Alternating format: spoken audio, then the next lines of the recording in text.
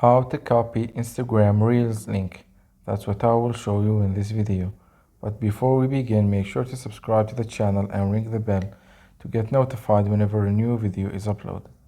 With that said, let's get started. So go ahead and open up Instagram and then go to the Reels section.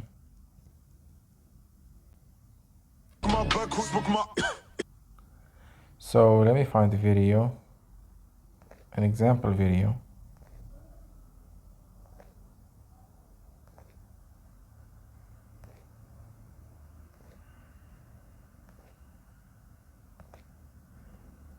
Say for example I wanted to copy the link of this one.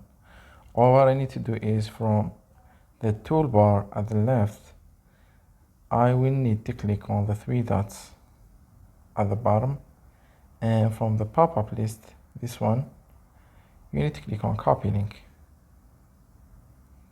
And as you can see, the link of this reel has been copied. So that was it for this video. That's how you can copy Instagram Reels link. If you have any questions, please leave them in the comment section down below.